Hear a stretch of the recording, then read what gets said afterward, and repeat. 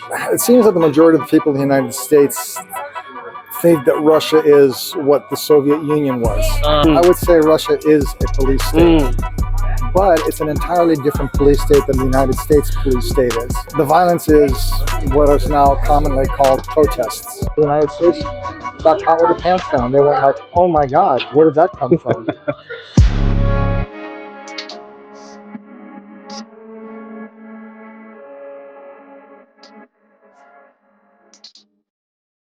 Hello, everybody, and we are back after Live, roaring truths to preserve your pretty voice.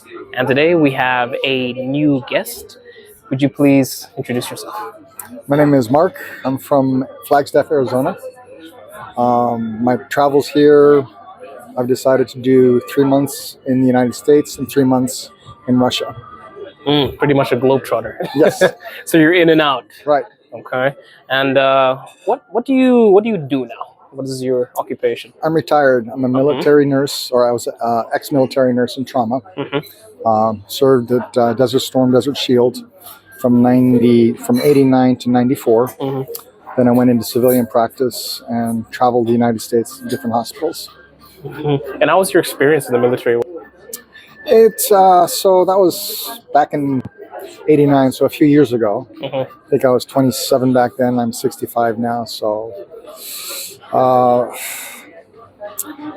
we were all conditioned by the media that we need to go in and save Iraq from, or Kuwait from Iraq and all that kind of stuff. Yes. And knowing what I know now from the entire organization of the United States industrial complex, I wouldn't have participated in that aspect. Yeah, like, so you were in the thick of it. That's amazing. But like, with you actually being here, were there some stereotypes about Russia before you came, and then when you arrived, were those stereotypes broken, or? So I've always had a soft spot for Russia. Okay. I've never really believed all of the propaganda against it. I've enjoyed Russian culture.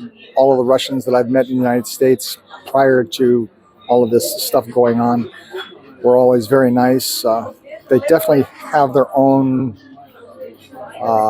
behaviors and thought processes, which make them uniquely Russian, which is part of their character. Yes. So in Flagstaff, we have a small Russian-speaking community, and my house hosts what we call the Russia House. So we'll have traditional Russian foods. I have a banya, a pool, jacuzzi, and so on Sundays we'll get together and do traditional Russian things. That sounds nice. So you're pretty much in the thick of it. You've got like a culture surrounding you, right? So for 6 years, I dated a Russian-speaking woman. So I thought, now I'd really like to learn Russian. So is that what brought you here? Yeah. The Russian speaking? So I just got a wild hair up my rear end, and But how is that? I mean, like, how does it feel learning Russian now? Because you said you've always had a soft spot for Russia, right? How does it feel? It's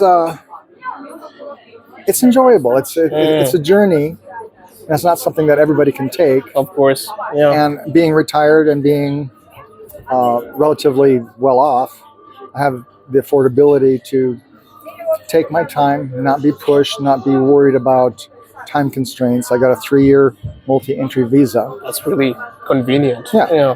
So, I mean, technically with that, I could spend 364 days in Russia at one time. But my life is in the United States, and I would like to combine it with life in Russia. So I've split the seasons in half. So each season I spend half in Russia and half in the United States. So I get the best of both worlds.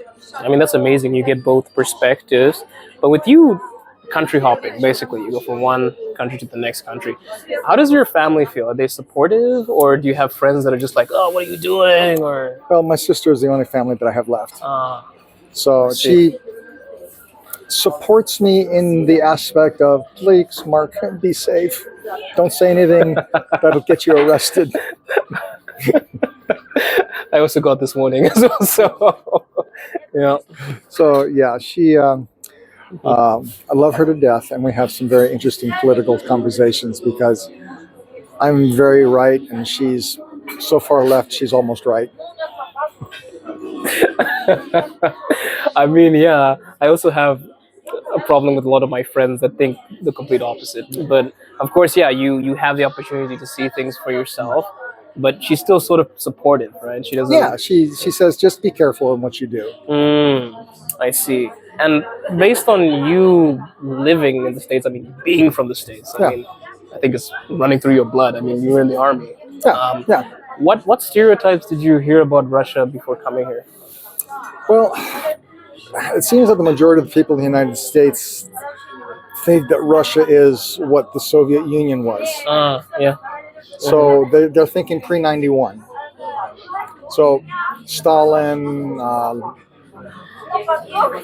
Lenin, communism. I mean, if you look at the history, Russia is really a socialist state, and there was a communist party within Russia during that time period, but it really wasn't a communist country. Yes. So that's where the United States believes what Russia is now. So since 1991, after the dissolution of the Soviet Union, they had a terrible 7-8 years of economic upheaval Yes. and transition until Putin took charge basically in, I guess, 2000, around 6 or 8. I can't really remember when.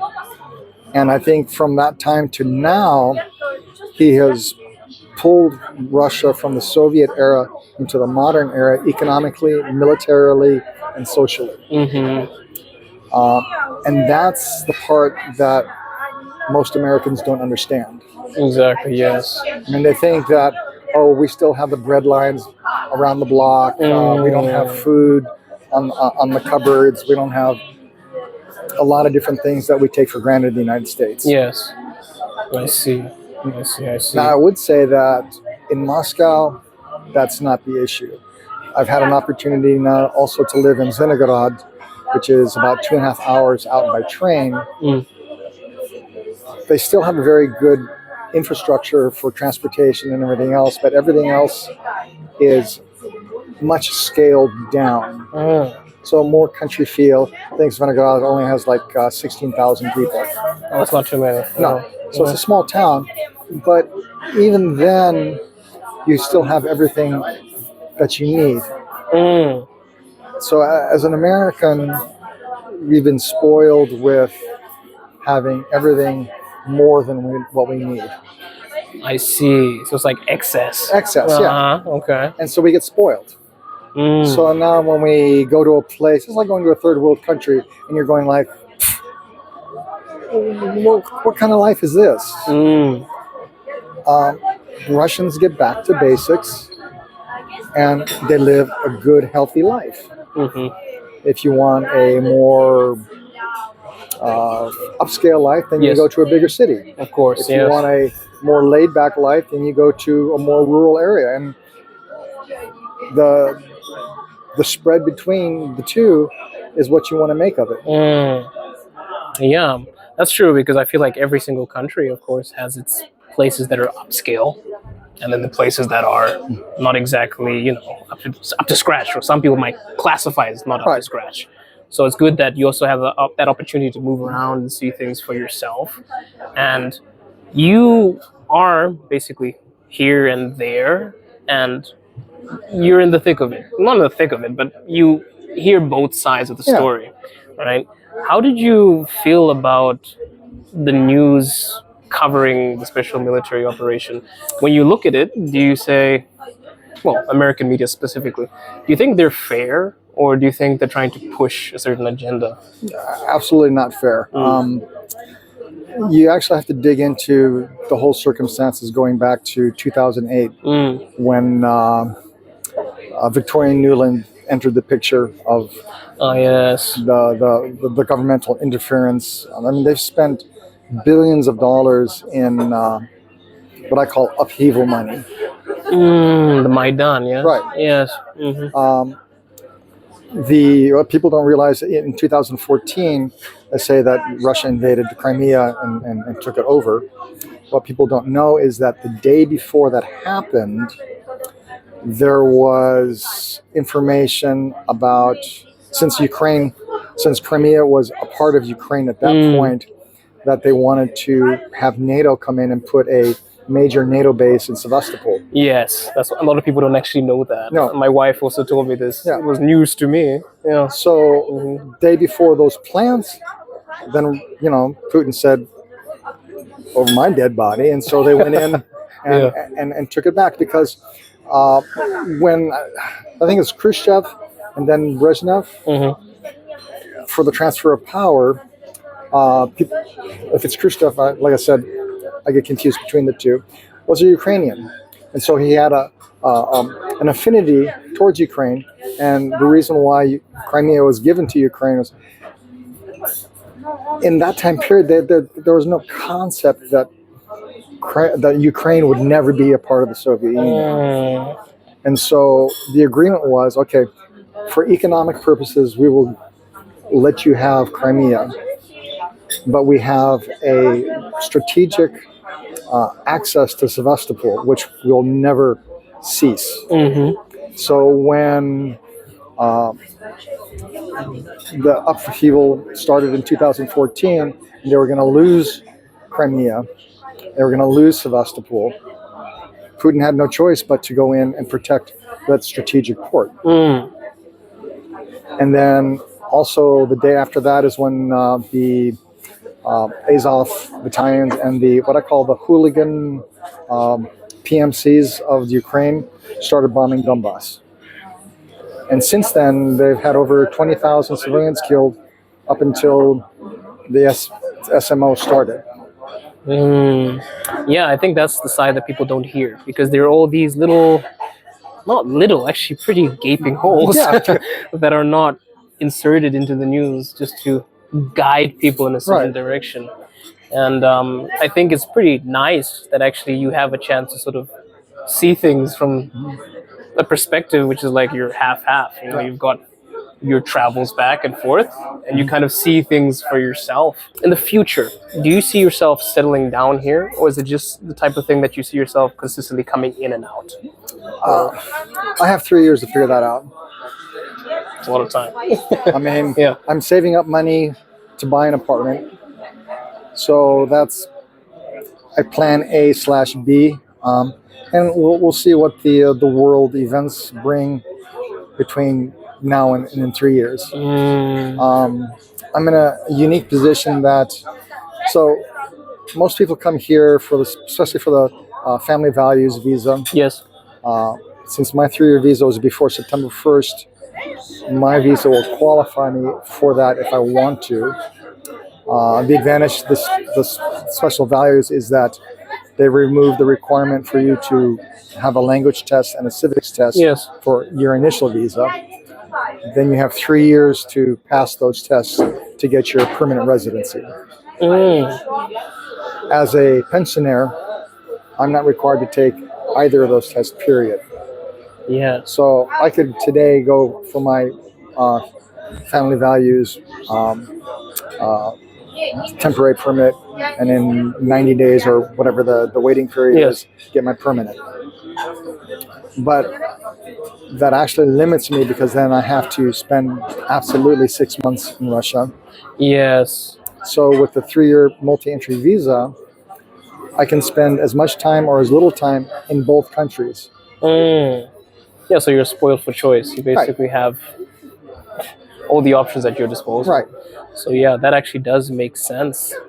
But would you say that there is a place with your home in the States or whether in Russia that you feel like it is more of a home for you? What do you like more? I like Moscow because of the city, its infrastructure, the nightlife, the people. It's the New York of Russia without the craziness of New York. Well, there you go. Yeah. And the people are. Yeah, I've been here a total of 4 months, and I have yet to have a Russian person be hostile towards me because I'm an American. That's sort of like what they pitch to us, right? Right. Like you just end up, Yeah. you're a foreigner, you know, you come from a country with a different view, and they're gonna just attack you and, you know, I don't know, throw you in the trunk or something, which is not the case. And the other thing is, don't talk about don't call it a war because they'll throw you in jail. This one is actually one that's very interesting because I have friends, like I have fellow expats that have their own channels who consistently speak freely. Yeah. We even go to these migration meetings. We even meet with different politicians wearing boots and they freely speak about these things. And I feel like people they sort of come up with these own ideas in their head about what can and cannot be said, just to make people feel like Russia's like, I don't know, A police state? a police state, when it's just like, it's not the case. I don't feel like it's like that. Well, You know. so that's where I would differ. I would say Russia is a police state, but it's an entirely different police state than the United States police state is. Ah, touche. Touche. So the police state here is to actually protect and serve the people of Russia instead of harassing them.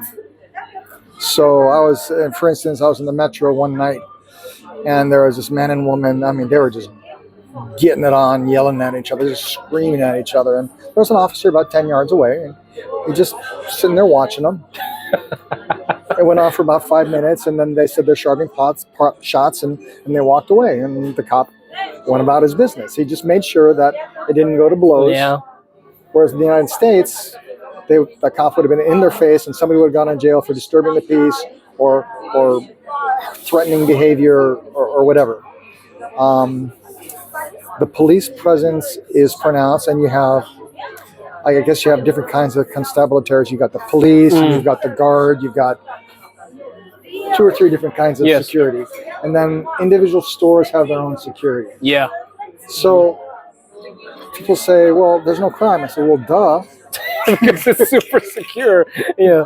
You know, and there's a reason for that. And you feel safe that way. You can walk around 24/7 in Moscow and not worry about being attacked. Exactly.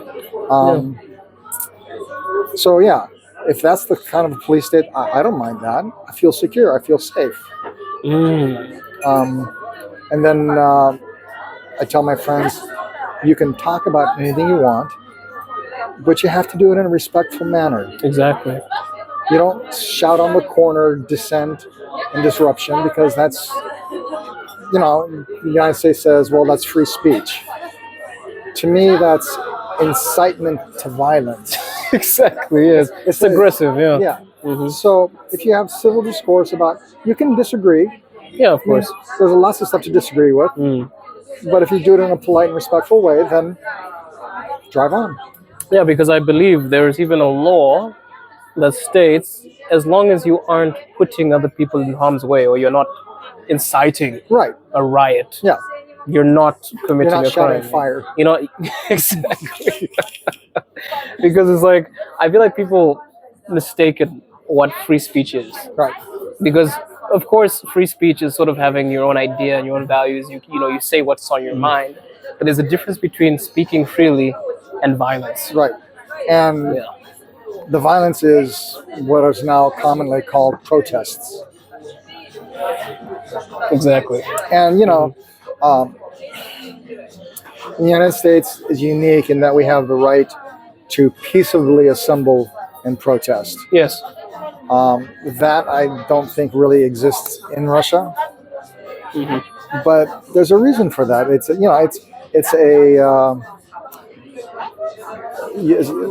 utilitarian rule. I mean, but there's a purpose for that. So it disallows a lot of civil unrest. Exactly. Problems. Yeah. I mean, people get hurt along the way. I mean, we have people storming the streets. Innocent bystanders get injured. There's tear gas. There's all these things that hurt other people that don't even want to be involved. So. And what was it during the 3 years? Was it Washington where the Antifa people secured a whole block and held it hostage for like 9 months. It was barricaded, and the police couldn't go in. It was like a little mini city of rebels. And that's freedom of speech. Exactly. The right to do whatever you want and right. So yeah, I feel like it's interesting. Also, it's funny because I also have this conversation about freedom of speech because a lot of people tell me you can say whatever you want in the West, of course, but as long as it doesn't go against what is the agenda. Right. For example, I've seen numerous people get, what do they call it nowadays, canceled Canceled. Yeah. for not following Right. a specific mindset. So you have people that go against the LGBTQ community, and then they're extremists, Right. or they don't agree with it, and then what happened to freedom of speech? So And then every once in a while, you get people like Ricky Gervais, exactly, who cannot be canceled. there's some people that cannot be canceled. I'm hoping that with the change of government in the States, maybe that actually might be something that can help promote this free speech idea. Of course, it's debatable, which brings me to the next question I wanted to ask you.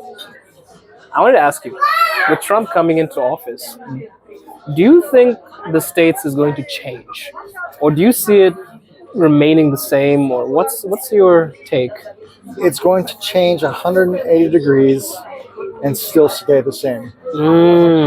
Okay, elaborate. So, as you notice that all of the left swinging side and the European Union are all suddenly kissing ass to Trump, reversing their opinions of what it was that they said they were adamant against. Yeah. What was it? Zuckerberg now is suddenly gone, oh, now we're going to allow open free speech and we're not going to have what do you fact checkers? We're going to have I saw that, yeah. community checkers. Well, it's just going to be a same name for a different thing, or different thing, same name. So politically, I don't like Trump personally. I mean, but I don't vote for him because I like the person. I vote for a person who's competent to do a job. But he has his foreign policy just. I'm completely baffled. I mean, talking about Greenland, talking about Canada, talking about Panama Canal. I mean, that just came out of nowhere. I've seen that. It's like it's during the rounds. I've seen many different things. Yeah.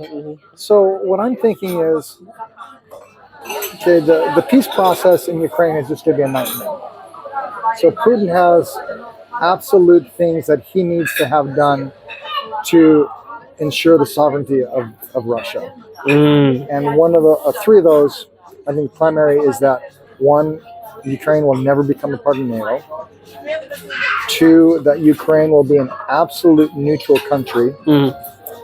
And three, there will be no military presence in Ukraine. Yes.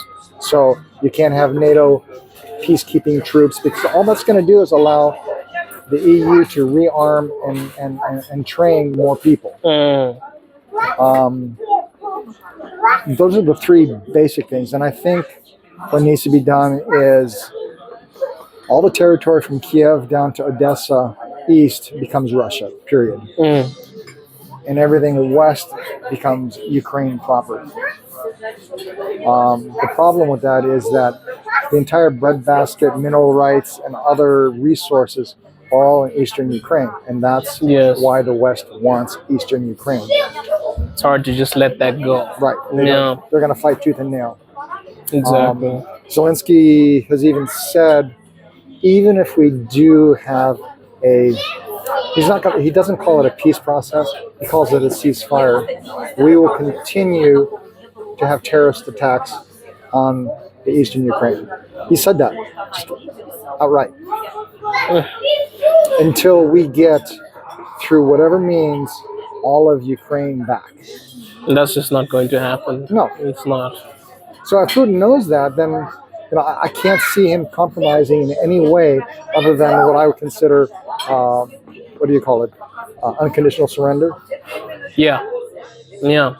It's a tough one because I think a lot of people sort of came in with this mindset of like, okay, the government has changed, and like the war would just come to a standstill, and everything would just be calm.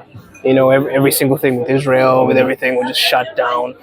But do you see it remaining the exactly the same? No, Or do you think it will change? the dynamics are going to change in that I think what Trump is going to use Ukraine as a bargaining chip for global stability. So he'll probably give Putin what he wants as far as Ukraine goes, but he's going to go through the back door of trying to figure out how he can stem BRICS from encroaching more into the northern hemisphere.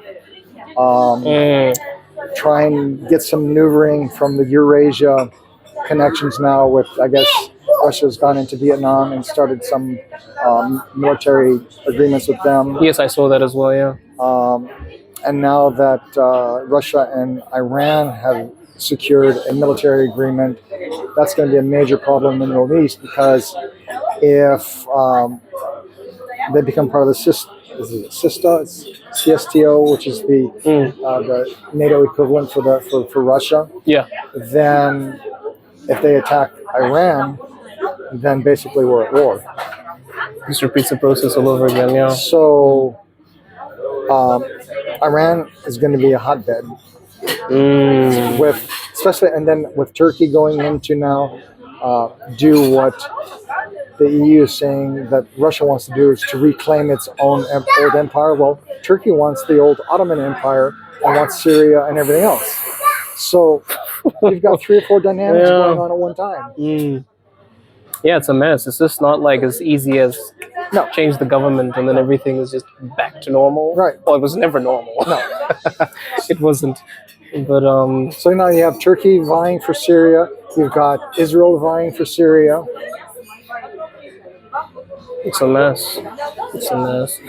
But yeah, with this happening, I think it isn't that far away. Of course, we will see. I'm not so sure when the inauguration is. I think it's on So 2 more weeks or something, the 20th? the 20th. Yeah.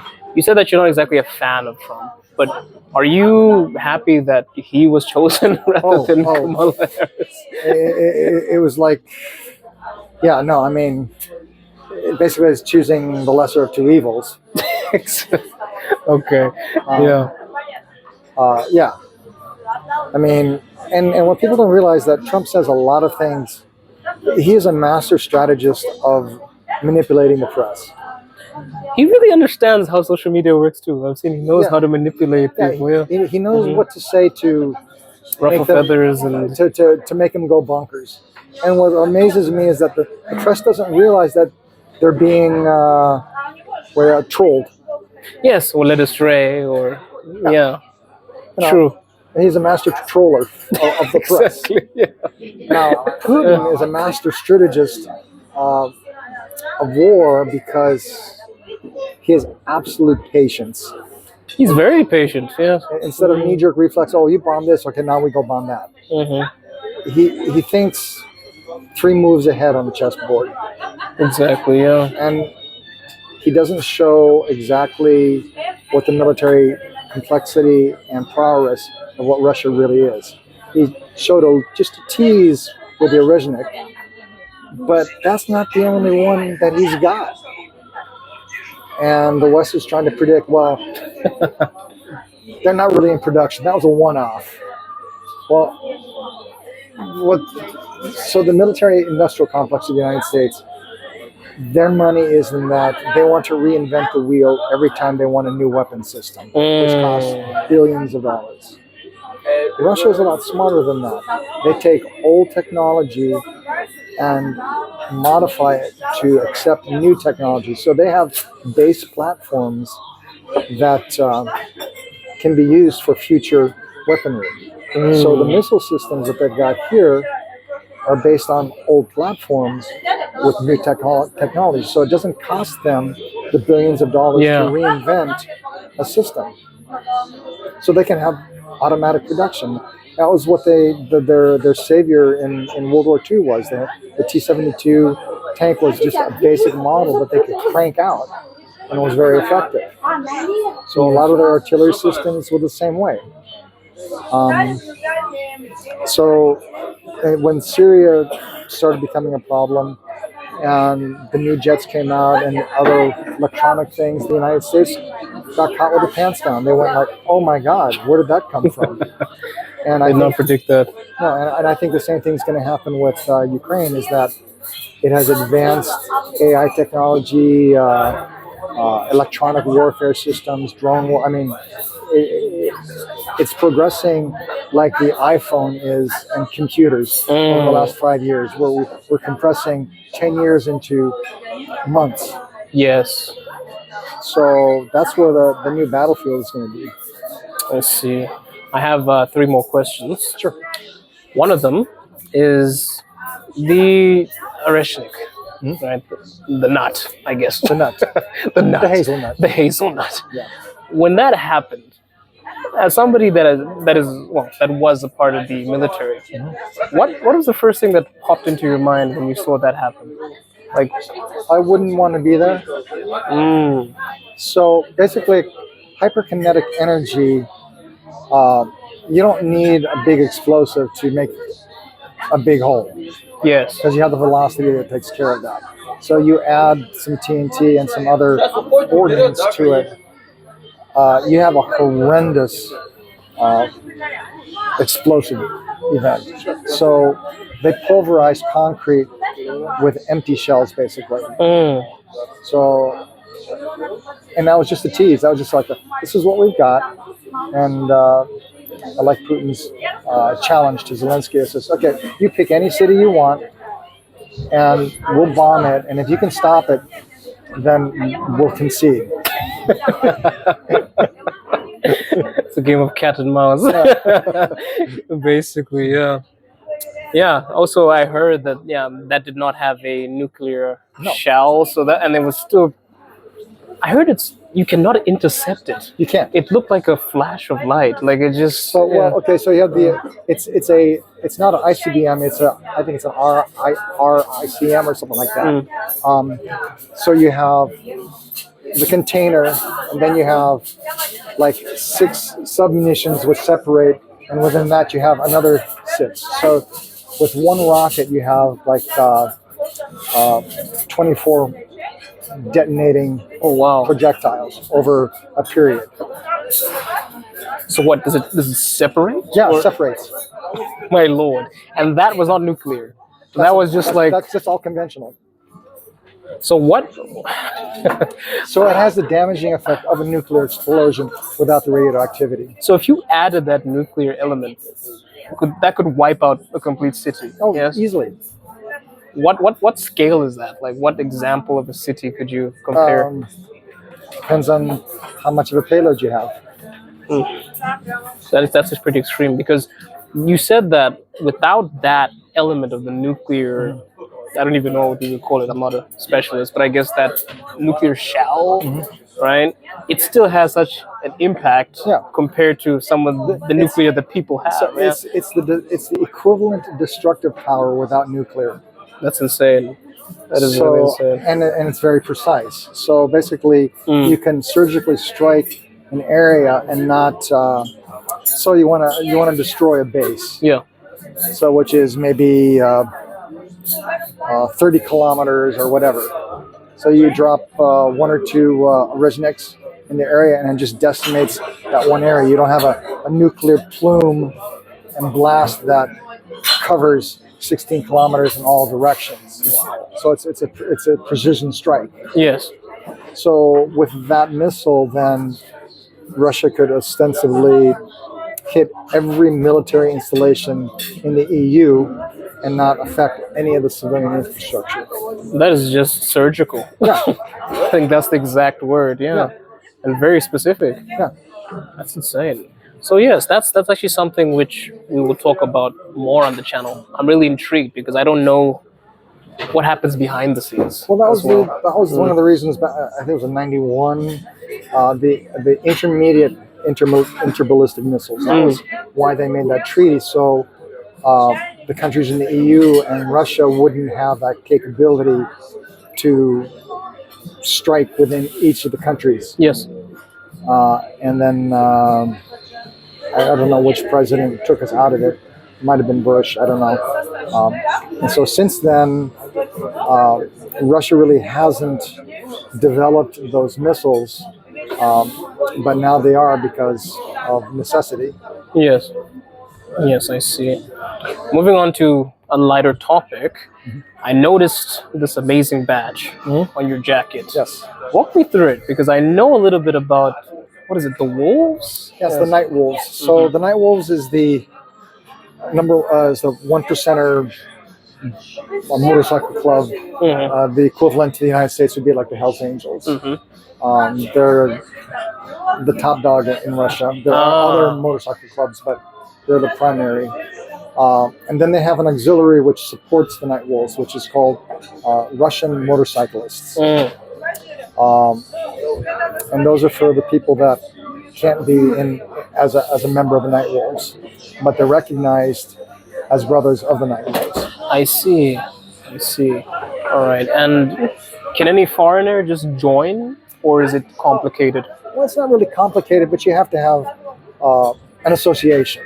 Just like if you want to join a club, you have certain rules that you have to follow, certain requirements, different kind of rights and different kind of responsibilities. I see. That would be the more active portion, and then there's just the general public that can buy the patches and wear them. Oh wait, that's not okay. Yeah. And say, well, see, I support by donating money to buy the patches. I see. I see. Like fans. Right, fans. Yeah. I see. So you're a motorcycle enthusiast, right? I am. What do you drive currently or I ride? have a 2016 Harley Davidson Road to Drive. Nice. So you just cruise on the streets of Cruise on the Moscow. streets. Yep. I see. Yeah, I don't really know a lot about motorcycles, but my dad is an engineer. Actually, an aircraft engineer, but he's fascinated when it comes to machines in general. I think engineers generally have that. And I remember like every single time we'd have bikes passing through, because I'm from a village, basically. But the Harley Davidson Mystique, yes. So when you see, you're like, oh my god. So yeah, hopefully we can actually see some of these things together because he's actually invited me to one of the shows that go on there. I will hopefully bring you guys there, give you a different aspect of Moscow, of Russia, because I feel like there are some parts of Russia that you might have not seen yet, yeah? So I'll give you Sexton Bike Club. Sexton Bike Club. So look out for that. My last question is, well, I basically ask almost everybody when I get them on the platform, if a foreigner came to you, maybe from your hometown, and said, hey, Mark, should I go to Russia? Should I live there? Should I move, take all my stuff and relocate there? What would you say to them? I would say, what is your motivation to go? Because moving to any country is a difficult process. More so in Russia because you have certain procedures you have to follow for different permits and applications. But you have to figure a lot of people have lived most of their lives in the country that they're leaving. Yes. And so the familiarity is going to be gone. You're more than likely going to be hampered by not knowing the language. Big step. You're going to be hampered by not knowing the culture. So I would recommend for any countries traveling for new residents is to study the country, study the culture, and try and get a rudimentary knowledge of the language. For Russia, I would say go there first. Yes. People on our chat groups, everybody's saying, how do I get there? What do I do? And they're trying to force everything in a 3-month window for different kinds of visas. And I tell them, spend a month or so traveling in the country to get an understanding of what the country actually is. Yes. Don't go as a tourist. Go there as an investigative person. Exactly. Yeah. To find out Um, and if you can do it, it's an amazing country. The people are wonderful. The culture is wonderful. It's rich in history. Um, it's just an amazing place. Yeah, I agree with that. I think you need to see things for yourself. I consistently tell people it's really easy if him and I tell you, "Oh, come to Russia, best place in the world. You enjoy it here," and then you come back to us, you're like, "Ah, it's terrible," because everybody has their own experiences, their own ideas, expectations. Yeah. Exactly. So you might come here with your own mindset and your own idea of what it might be, but it might be completely different, negatively and positively. So of course, I always agree when somebody says, "See it for yourself." And of course, you can understand if it is what you want or if it is something that obviously you jump to the gun for. Right. But this was a very interesting chat. It was such an honor to have you here. Also being a veteran, I'm very honored basically because you basically put yourself Harm's way. second and you put yourself in harm's way. Exactly. So really an honor to have you here. Nice that you guys got a chance to watch this. If you want to see more content or you want to keep up to date, you can follow the links in the description. Also at the bottom of the screen, that's the Telegram group.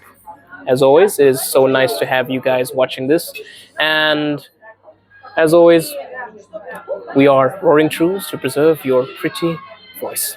Goodbye.